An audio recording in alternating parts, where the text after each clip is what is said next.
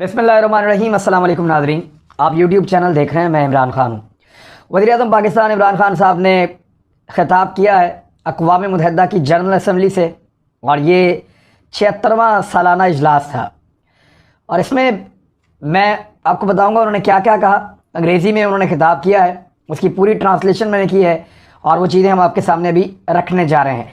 24 minute और 40 second का उनका ये ख़िताब था लगभग, और शलवार कमीज़ में था। वंस अगेन पाकिस्तान के कौमी लिबास में माजी के हुक्मरानों को आप देखें तो हमेशा वो पेंट कोट को और टाई को और इन चीज़ों को तरजीह देते थे, लेकिन यहाँ ये शलवार कमीज़ में इमरान खान साहब का ख़िताब था वंस अगेन। और इस्लामी आगाज़ में वैसे ही इय्याका नअबुदु व इय्याका नस्तईन से उन्होंने आगाज़ किया अपने ख़िताब का। बात उन्होंने कोरोना से शुरू की। सबसे पहले कोरोना के बारे में बात की कि पाकिस्तान में उन्होंने क्या किया, उनकी गवर्नमेंट ने क्या किया और किस तरह ये वबा आई और दुनिया को इसने कैसे जो है बिला तफरीक मुतासर किया। मनसूबाबंदी के बारे में, स्मार्ट लॉकडाउन के बारे में, इन चीज़ों के बारे में इमरान खान साहब ने आगाज़ में बताया।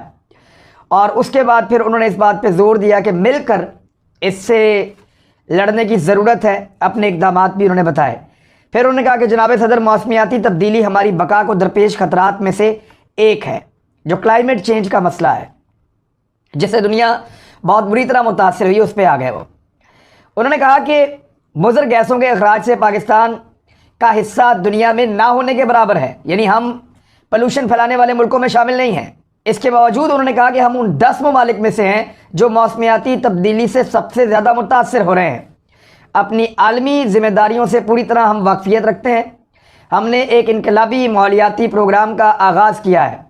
10 अरब दरख्त लगाने की मुहिम के तवस्सुत से पाकिस्तान में नए सिरे से हम जंगलात उगा रहे हैं, कुदरती आमाज गाहों को महफूज बना रहे हैं और तवानाई के ऐसे ज़राए की तरफ जा रहे हैं जिससे पोल्यूशन नहीं फैलती।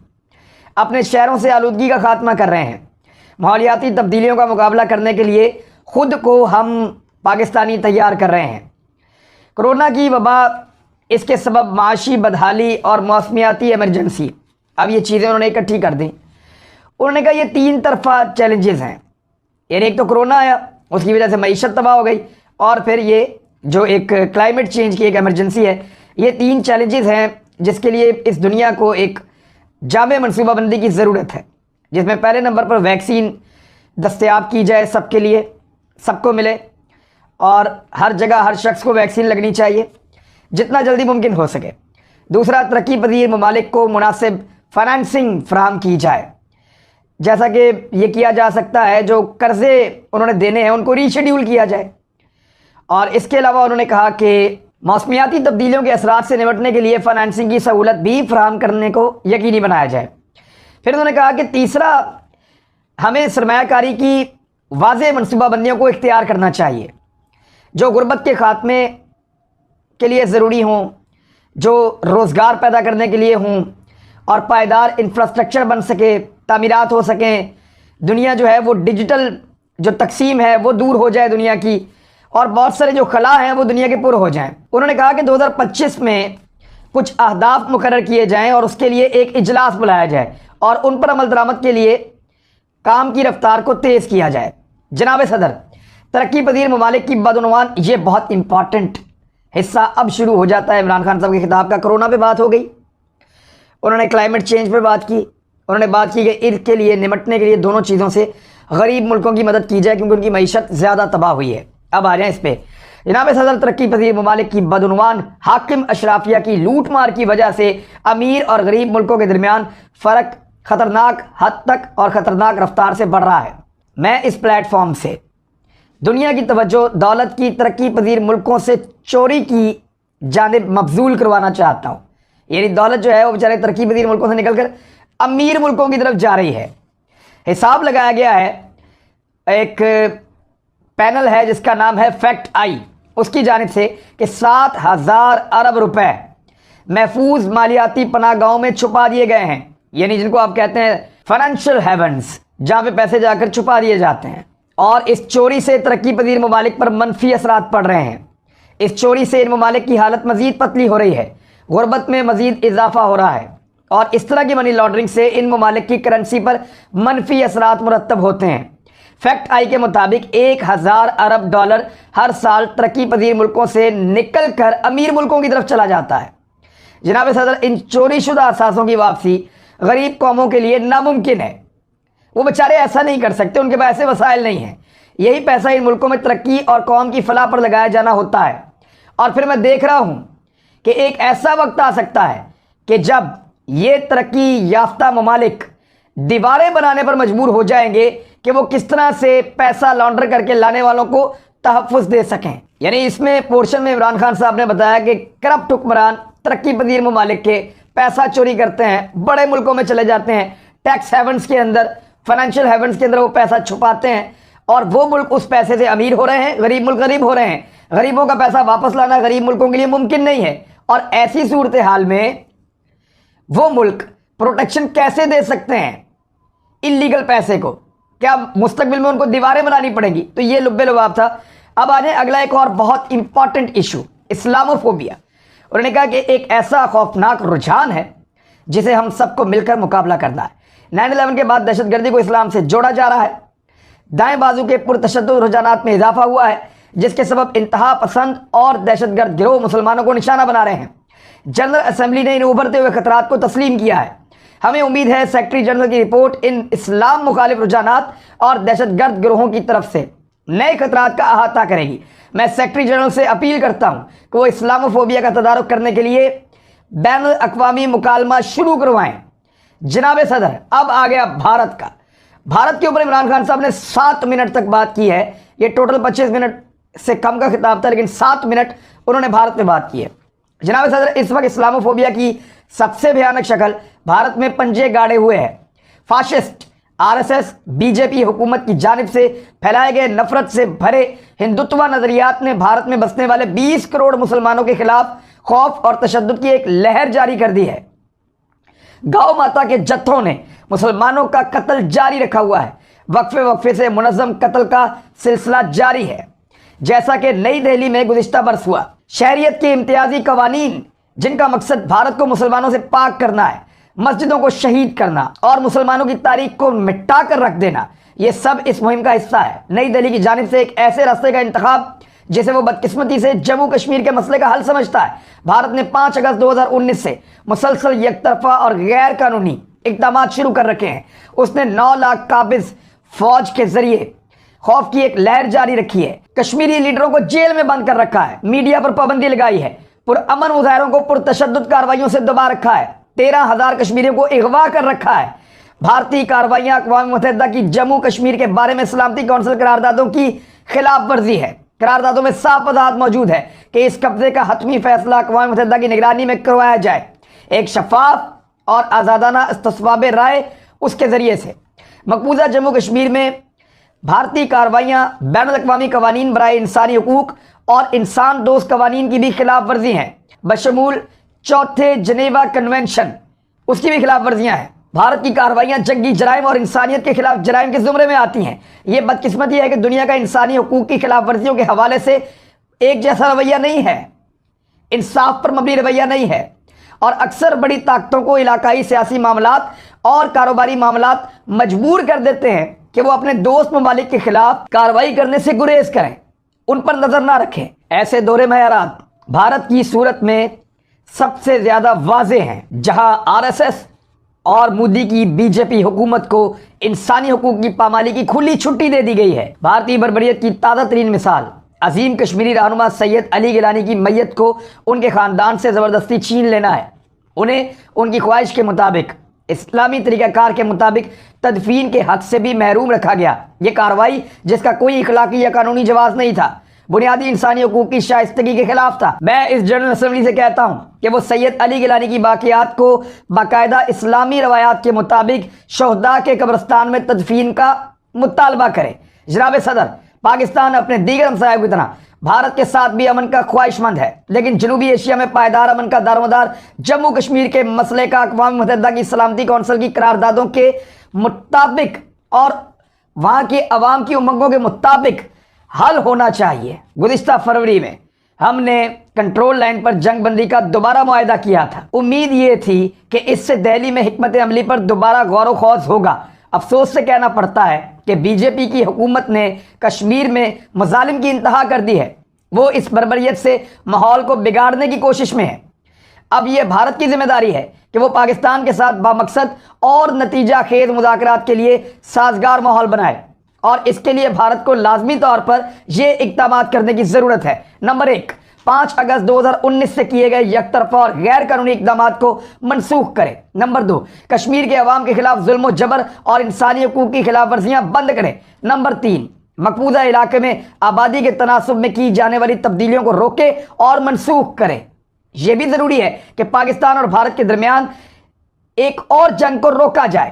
بھارت کی فوجی تیاری، جدید جوہری ہتھیاروں کی تیاری اور عدم استحکام پیدا کرنے والی روایتی صلاحیتوں کا حصول دونوں ممالک کے درمیان موجودہ ڈیٹرنس کو بے معنی کر سکتا ہے۔ یہ بات عمران خان صاحب نے ساری بھارت کے بارے میں، کشمیر کے بارے میں کی ہے۔ تو کشمیر کا مقدمہ انہوں نے ایک دفعہ پھر بڑے شاندار انداز میں لڑا ہے۔ اب تقریر کے آخر میں عمران خان صاحب نے افغانستان پہ بات کی۔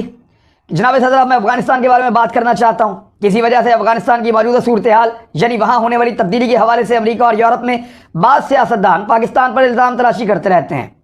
اس پلیٹ فارم میں میں چاہتا ہوں کہ سب جان لیں کہ جس ملک نے افغانستان کے علاوہ سب سے زیادہ نقصان اٹھایا وہ پاکستان ہے۔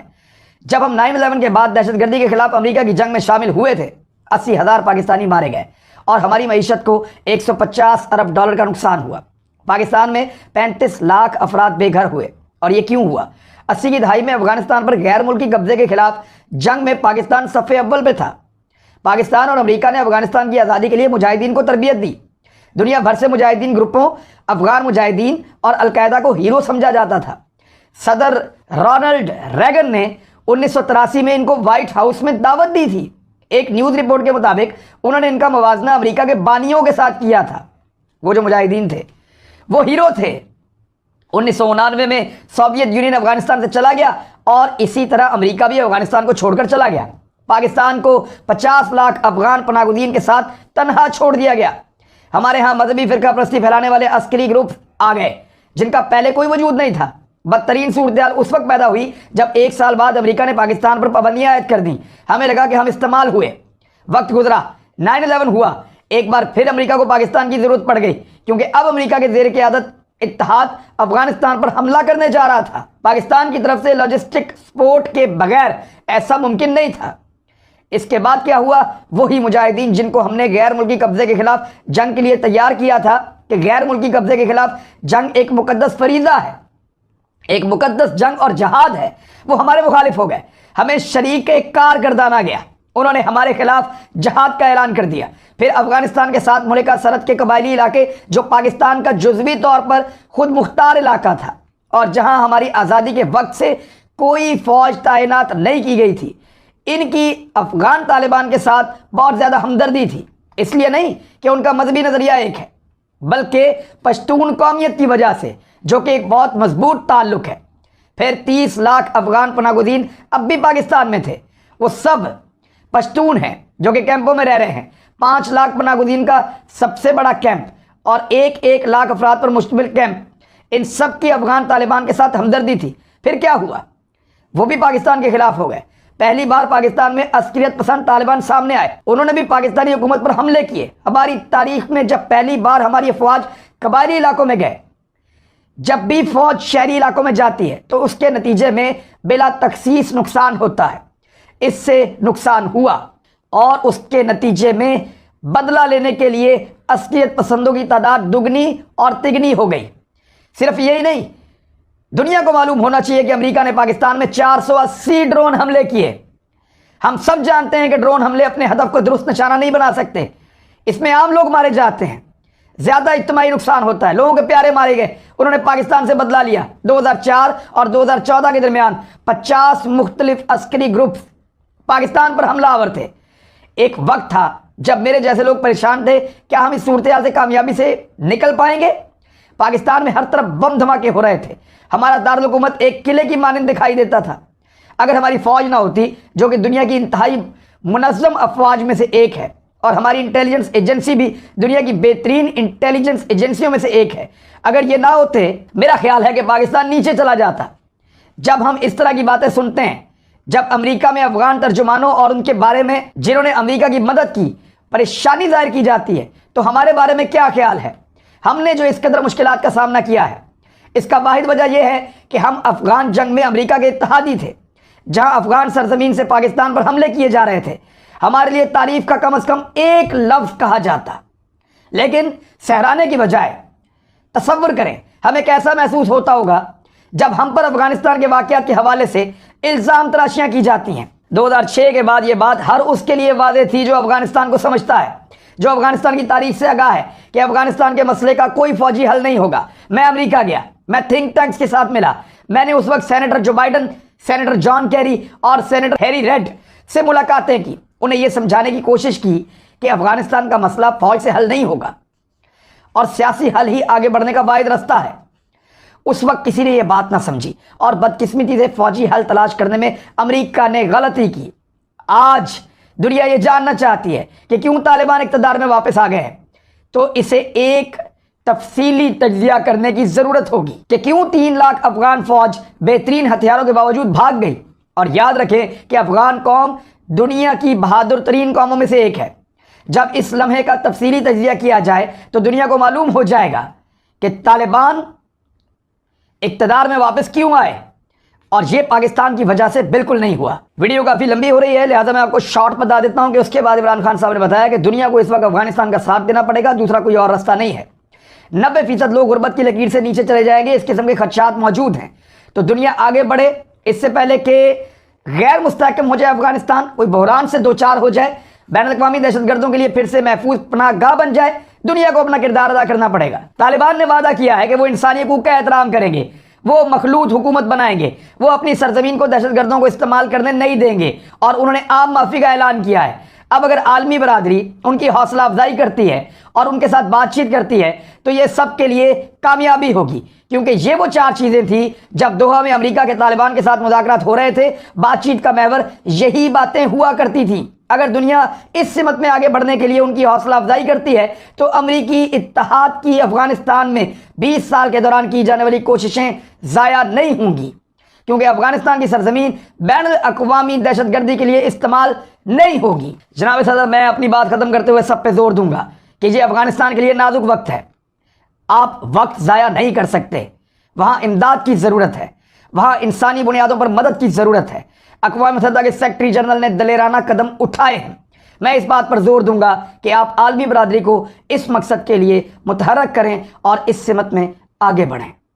جی ناظرین، یہ تھا عمران خان صاحب کا خطاب، باقی باتیں اگلی ویڈیو میں کریں گے۔ اب تک کے لیے اتنا ہی، اپنا خیال رکھیے گا، اپنے اس چینل کا بھی۔ اللہ حافظ۔